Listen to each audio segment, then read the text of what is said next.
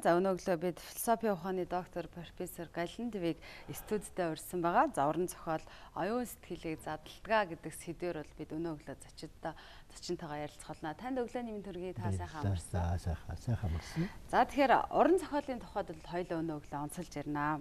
Ном их унших хэрэгтэй. За ном уншсан улс орны хөгжил бол бас нэлээд дээгүүрт явд юм байна гэсэн судалгаач бас сүүлийн үед яваад байгаа. Тэгэхээр монголчууд ер нь хизээ хамгийн их ном уншдаг одоо үе нь байсан юм бэ? Таны залуу үед таны хүүхэд байхдаа эсвэл одоо их уншиж байна уу? Та юу гэж үзэж байна? За хүн одоо өөрийнхөө амьдралын туршилгаар л тодорхой баримт өрдөн шүү дээ. За бидний үед бол 70, 80-аад он, 60-аад оны сүүлээс ер нь уран зохиол нэлээд уншсан. За энэ үед тухайдаа манайх чинь манай өөрийн зохиолч одоо нэлээд сайн бичиж эхэлсэн. Энд үед одоо манай анхны томор манад гэсэн л одоо томгоон тунгалаг тамир Эрдэнэцэнгээ өөрийн туяа намдгийн цаг төрийн өмнө гэдэг. За дараа нь бол манайх тэр 70, 80-аад онд ч ерөнхийдөө дэлхийн реалист гэжсэн том зохиолчдын нэлээд зөнхлөхийг орчуулсан. Тэгээ тэрийг бид нэр зөмөрө гар дамжуулж уншаад биендээ ярьдаг нэг ийм одоо амьдралын хэв загвар тогтлоо. Тэгэхээр миний ойлголтоор бол ер нь 70-80-аад онд л одоо манай уншигчдын оргил үе байсан гэж бодож байгаа шүү дээ. Одоо энэ оргил үеийг яг одоотой харьцуулаа яг залуучуудын яг ингээд нарийн бас ингээд судалж шинжлэх аргагүй л да харьцуул гаргав. Гэтэ ерөн зүгээр таны харж байгаагаар тухайн үед залуучууд ном уншаад бие биендээ ярьж өгдөг байсан гэдэг юм шиг. Одоо бол залуучууд ном уншдаг л байх. Тэгэж ярьж өгөх, дэлгэрүүлэх талаар бас та харьцуулаад нэг хэлвэл 1990-ад оноос эхлээд одоо манайх ер нь нийлдэдээ нэг уншихаа байсан шүү дээ. Уран зохиолын номыг. За түүгээр ч орохгүй одоо 2-3 жилийн өмнө шууган тариад өнгөрсөн манай боловсролын яам ерөнхий боловсролын сургалтын программаас уран зохиолыг асан энтергээд шууган дэгдээлээ шүү дээ. Тэгэхээр энэ бол бас нийгэмд явж байгаа л одоо нэг тийм одоо бодлого гэх юм уу, уур амьсгал гэх юм тийм болоод өнгөрсөн. Одоо бол хүүхдүүд бас тийм уншиж эхлэх гэж байгаа юм уу гэж ингэж бодогдож байгаа. Одоо бид нэр ханда хавар номын кандрал болоо зардаг болсон хүүхд залуучууд оюутнууд их ном авдаг болсон. Энэ уншиж эхэлж гин гэж. Ухаандаа одоо 1990-ад оноос хойш нэг завсарлаад нэг 25-6 жилийн дараа уншиж эхэлж байна. За тэгээ одоо өөр хоорондоо одоо ярилцж байгаа энэ тэр нэг тийм харагдаж үзэгдэхгүй байгаа. Зүгээр энэ захим хэрэгсэл ном хүүхдүүд хоёрыг залуучууд хоёрыг завсарлуулад байж болох юм гэж ингэж бодогдож байна. Одоо бол бас номонд дуртай болж байгаа нь ер нь бол анзаарэгдэж байна гэж ойлгож байна. Тэгэхээр ном ер нь хүний оюун ухааныг яаж задалдаг тухайд бас хоёулаа ярилцлага үргэлжлүүлээ. Ер нь бол их ном уншсан хүн илүү хөгждөг, илүү стрессгүй амьдардаг, бас өөрийгөө бас илүү хөгжүүлээд сэтэл нь цаашаа өөрөө юм бүтээх сэтэл илүү төрдөг баг тийм ээ. За уран зохиолын номын талаар би нэг 2-3 бодолтой явдаг тэрнийг хэлье. Нэгдүгээр уран зохиол гэдэг бол өөрөө тэр зохиолч хувран бүтээч одоо бүтээл сэтгэлгээний үр дүн. Тэнд одоо уран сэтгэлийг уран гаргалгаа байна. Тэгээ тэр нь одоо уншигчд ингээд дамжаад ирдэг. Тийм учраас уран зохиол уншдаг хүн бол ухаанд амьдралын элдв бэрхшээл тохиолдоход гарц олчих нь, ажлын элдв арга барил сэдээд олчих нь, үүгээр ухаанд уран зохиол уншсан хүн бол нэг тийм ухаан задардаг юм шиг байна. За хоёрдугаарт нь уран зохиолд ч одоо сайн зохиолч бол уран сайхны гайхамшигтай дүр бүтээн шүү дээ. Тэр дүрээр дамжуулаад уншигч хүн бол өөрийгөө бас олж хардаг. Надтай ирэн төсөөтэй юу байна? Ийм учрал тохиолдол үед би ирэн юу хийх юм бэ гэж ингээд эргэцүүлж бодох ийм бодомжуудыг сайн уран зохиолын ном бол хүнд байнга өгч байдаг. Тэгэхээр нөгөө номынхаа дүрээр амьдрна. За гуравдугаарт нь уран зохиол яадаг юм гэхээр одоо тэр тухайн үндэснийхээ хамгийн яруу сайхан тансаг клэр бичнэ. Урд өмнө ухаандаа тэр бусад зохиолчдын бичээгүй сайхан клийг сонгож бичснээр уран зохиол болно шүү дээ. Тэгээ уран зохиол уншсан хүүхд залуучууд бол ухаанд үндэснийхээ клийг асар сайхан эзэмших ийм өргөн боломж байгаад байгаа. Дөрөвдүгээрт нь уран зохиолч нь ер нь юуг дэвшүүлэн тавиад байдаг юм гэхээр байнга л хүний тухай асуудлыг дэвшүүлэн тавьдаг. Тухайлбал одоо яхаараа одоо хүн чинь сайн байгаад байгаа, яхаараа муу байгаад байгаа. Ямар хүнийг сайн гэх, ямар хүнийг муу гэх, эсвэл одоо энэ ямар эдрэтэй нөхцөл нөгөө урд өмнө сайн байсан хүн чинь ямар зам сонгож яваад байгаа юм. Хүний ёс суртахууны асуудал байгаад дэвшүүлэн тавиад байдаг. Өөрөөр хэлбэл уран зохиолын номч ерөнхийдөө хүний философи асуудлуудыг байнга дэвшүүлэн тавьж ядгаар онцгой. За нөгөө талаас уран зохиолын сайн ном бол ер нь амьдралын философиг байнга тавьж яадаг. Одоо бид нэр дэлхийн уран зохиолын томчууд Достоевский, Толстой энтрийг уншиж байна. Баруун талаас Чарльз Диккенс, одоо Шекспирийн тэрийг уншиж байна.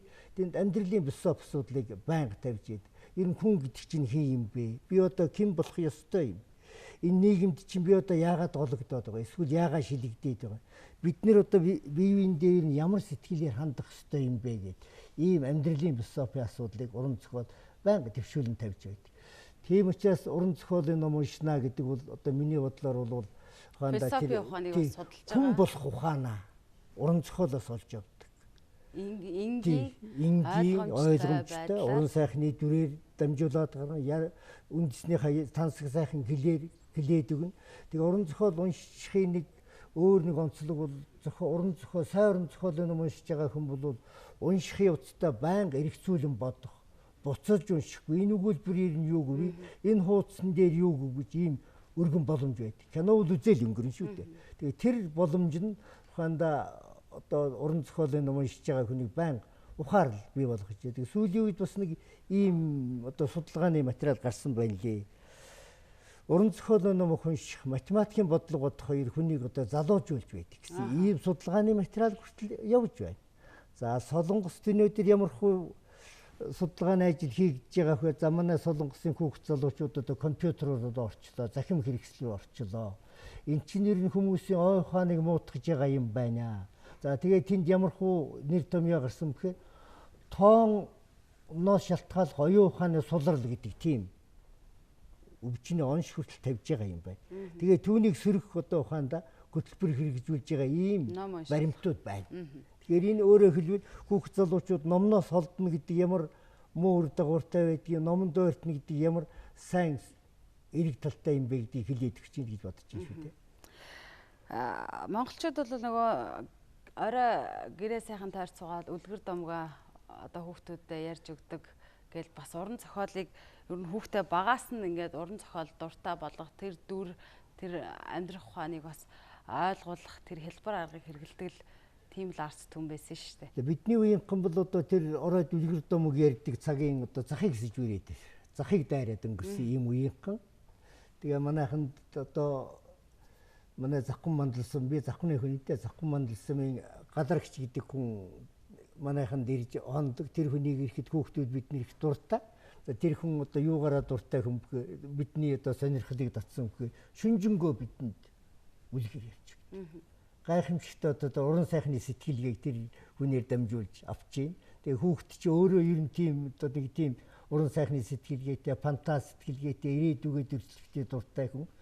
Тийм үеийнхэн. Тэгээ тэн дээр нь сайхан үлгэр домог ингээд яриад өгөхөөр тэр нь бол хөгждөг. Одоо ингээд гадны том сууд зохиолч тэр чи одоо дандаа эмгэхээр өвөө аваараа үлгэр домог яриулж байсан улсууд байх юм байлээ. Тэр нь өөрөөр хэлбэл тэр хүүхдэд билээхэн байгаа. Тэр уран сайхны сэтгэлгээг нь хөгжүүлээд сайхан хөгжүүлээд одоо хүүхд сэтгэгээд яруу сайхан клээр яриад өгч байна. Үлгэр домгийн кэл гэдэг чинь бол одоо шалгарсан кэл шүү дээ.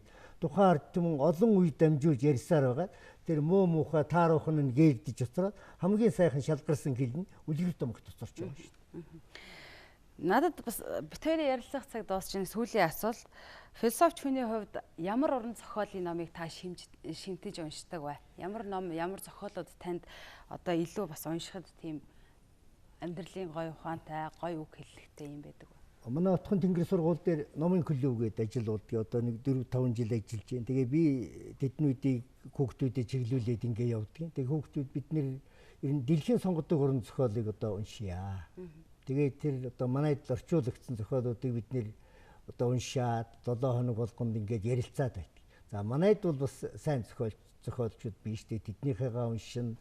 Тэгэхээр миний бодлоор бол зүгээр одоо нэг зах зээлийн уран зохиолч гэж яриад байгаа мөн нэг юм байна шүү дээ. Ингээ нэг үйл явдал хөөгөөд тийм үү нэг шуугаан дүүгэн тариад ингээ явчихдаг. Энэ нь бол нэг таалагддаг байна. Ер нь ингээд нэг тийм өгүүлбэр болгондоо ухаанд философи утга шингээсэн гайхамшигтай зохиол байна шүү дээ. Одоо та нар цөмөрөө уншсан баг Вектор Гогогийн эниймтгий хүн. Одоо ер нь жинхэнэ авьяа сод бэлэг энтер гэж тиймэрхүү юм байдгийн болов уу гэж бодоод байгаа шүү дээ. Тэгээд би хөвдөө одоо хүүхд залуучууд юг зөвлөдгүүгүүд за хүүхдүүдээ та нар одоо дэлхийн сонгодог уран зохиолыг уншаа. За энэ дотор бол хүн төрлөختний түүх байна. Хүн төрлөختний ёс суртахууны гаргалгаанууд байна. Энэ дотор бол хүн төрлөختний гайхамшигтай дүр байна. Бюсов санаа байна. Энийг унших ёстой юм шүү гэж хүүхдүүд хэлээд байгаа шүү дээ. За баярлалаа танд бас өнөө өглөө бидний урилгыг хүлээн авч ирж өсвүүд маань сонирхолтой ярилцлагыг өрнөсөн танд баярлалаа. Таны ажилд амжилт хүсье. За танай Монгол телевизэнгийн хүүхд залуучууд уран зохиол уншуулах энэ орхой сэдлийг улам төрүүлж байгаасай гэж хүсэж байна да. За баярлалаа. За тэгэхээр өглөөний зочноор бид философи ухааны доктор профессор Галин Дэвийг урьж за уран зохиол ер нь ямар ач холбогдолтой ном уншихнаас хүүхдийн за одоо хүний оюун ухааныг хэрхэн задалдаг талаар бас тодорхой бас хэмжээний мэдээлэл өгсөн баха. Өглөөний мэдээ үргэлжилж байна.